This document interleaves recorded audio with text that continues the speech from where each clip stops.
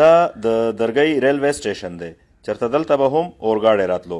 ګڼه ګوره به وه ولې د 1999 نه اورګاډی بند شوی او سټیشن لکه کنډر پروت دی.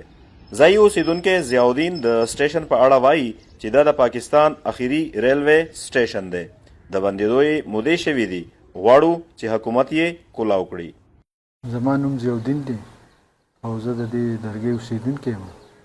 تقریبا د دې ریلوے سټیشن کې زما پیدایش دی او دا ریلوے سټیشن چې دی دا تقریبا د 1999 نه دې خوا بند دی.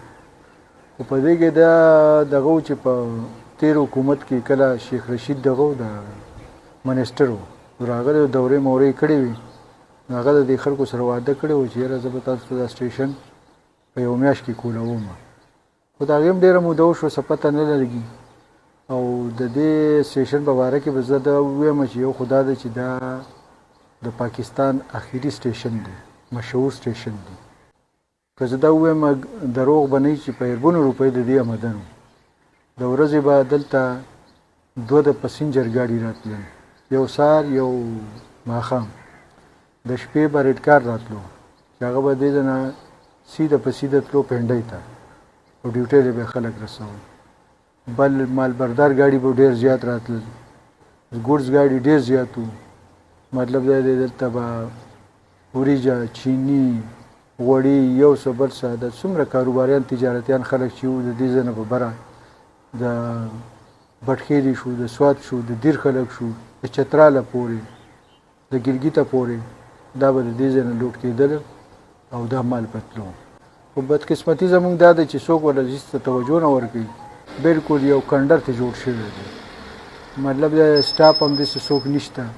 اوس موجوده په دې کې سټاپ شته وګورئ بیخي بند دی تالې پرتې دي هېڅ څوک نشته. د پټلو دغه حل دی چې مطلب دا دی څوک ته یو څه وړي څوک ته بل څه وړي څه امن و امان هم نشته. د ریل ډبه ولاړه ده دا هم دا کننان مینه چې راغلې ده او دلته ولاړه ده بیا خوځېدلې نه ده.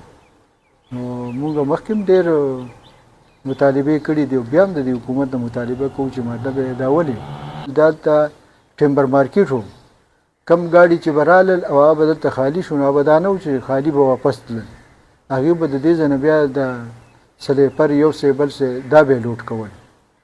دغه داسې نه و چې یاره دا نقصان کوي. په اربونو روپو د دې آمدن دی. که تاسو د دې ریکارډ وګورئ که نه نو څه نقصان نشته. دا کوارټر چې تاسو سینې دا کنډرات چې پراته دي یو کوارټر دی کې خالي نه و ټول سټاپ پراته وو او ډېر ښکلی رونق و. دا مخامخ ځای وګورئ چې دا ګټه چې پرته ده په دې چرسیان ناست وي هغلته ناست وي یو ځای بل ځای.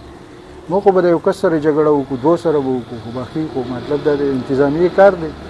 طالبه دا کوو چې دا سټیشن زر تر زره یې کولاو کړي زر تر زره. مطلب دا دی یوازې د درګئ دغه نه دی ضرورت نه دی دا زموږ د ټول ملکن ډویژن ضرورت دی.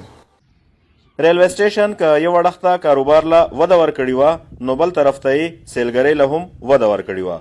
د ملک د مختلفو برخو نه به سیلانیان د اورګاډي په ذریعه درګئ ته راتلل او بیا به د ځایي ترانسپورټ په ذریعه سیلګریزو سیمو ته تلل. که چېرې سټیشن بیا روان شي نو د علاقې معیشت ورسره ښه کیدی شي.